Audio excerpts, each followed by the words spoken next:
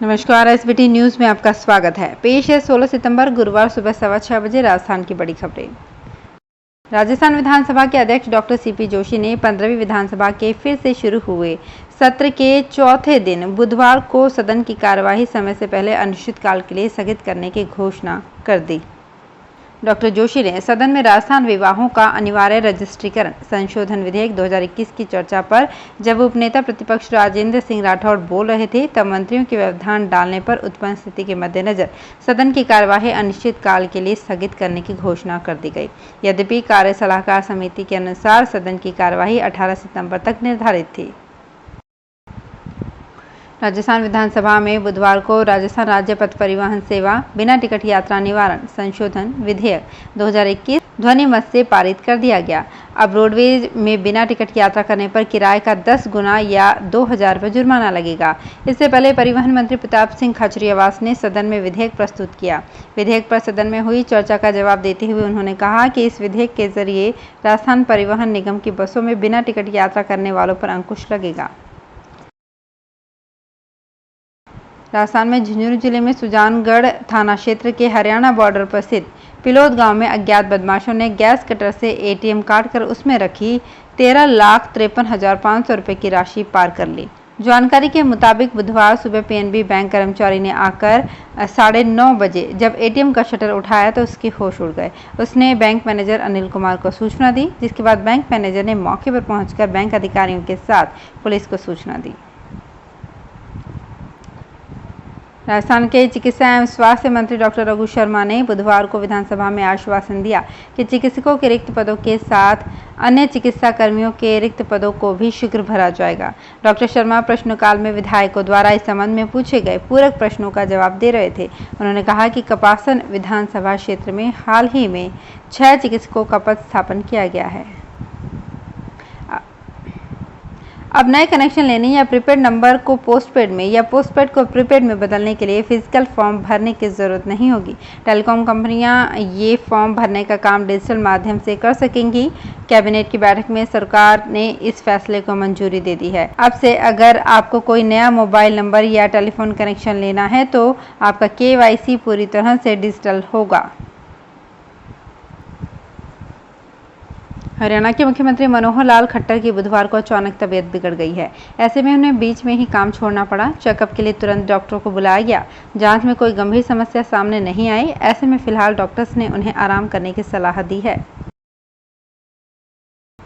राजस्थान लोक सेवा आयोग द्वारा उप निरीक्षक एवं प्लाटून कमांडर परीक्षा 2021 बुधवार को प्रदेश में शांतिपूर्ण संपन्न हो गई और इसमें 3,80,000 से अधिक अभ्यर्थियों ने भाग लिया।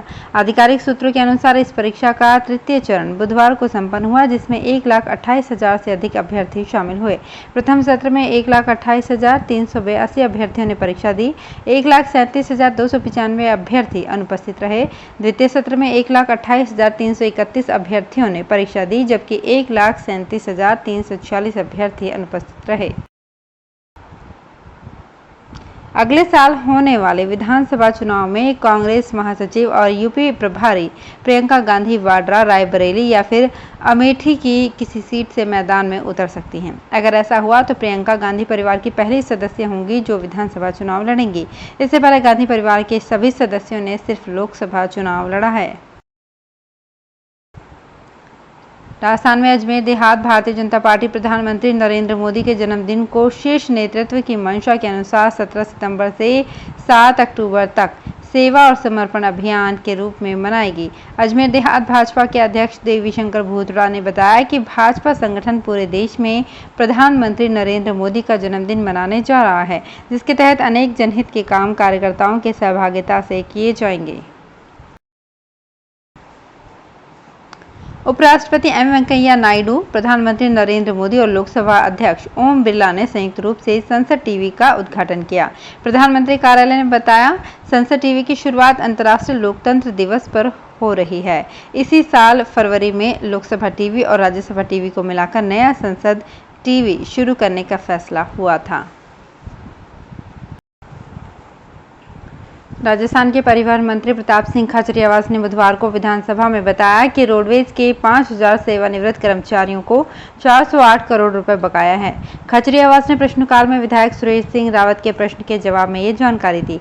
उन्होंने कहा कि राजस्थान राज्य पथ परिवहन निगम के 5000 सेवानिवृत्त कर्मचारियों का अगस्त 2016 से वर्ष 2020 तक 408 करोड़ रुपए बकाया है। प्रधानमंत्री नरेंद्र मोदी की अध्यक्षता में बुधवार को हुई कैबिनेट बैठक में टेलीकॉम और ऑटो सेक्टर्स के क्षेत्र में कई बड़े फैसले किए गए।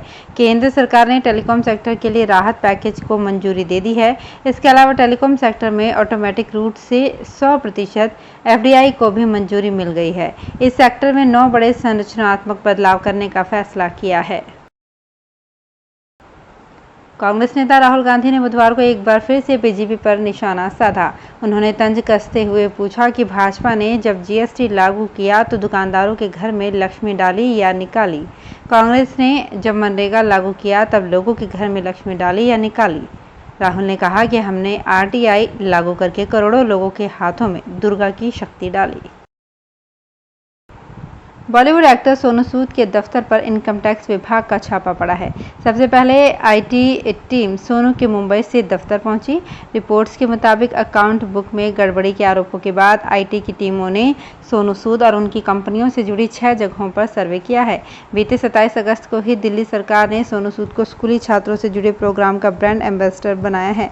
इस दौरान उनके आम आदमी पार्टी में शामिल होने की अटकलें भी चली थी, पर सोनू ने खुद को कहा था कि दिल्ली के मुख्यमंत्री अरविंद केजरीवाल के साथ उनकी सियासत पर कोई बात नहीं हुई। राष्ट्रीय राजधानी दिल्ली में पिछले साल की तरह इस बार भी हर प्रकार के पटाखों के इस्तेमाल पर रोक लगा दी गई है। मुख्यमंत्री अरविंद केजरीवाल ने ट्वीट करके कहा कि पिछले 3 साल से दिवाली के समय दिल्ली के प्रदूषण की खतरनाक स्थिति को देखते हुए पिछले साल की तरह इस बार भी हर प्रकार के पटाखों के भंडारण, बिक्री और उपयोग पर पूर्णतः प्रतिबंध लगाया जा रहा है, जिससे लोगों की जिंदगी बचाई जा सके। तो फिलहाल इस बुलेटिन में इतना ही। फिर हाजिर होंगे कुछ और बड़ी खबरों के साथ। SBT न्यूज़ के और भी वीडियोस को देखने के लिए हमारे चैनल को सब्सक्राइब करें और नोटिफिकेशन पाने के लिए बेल आइकन को प्रेस करें।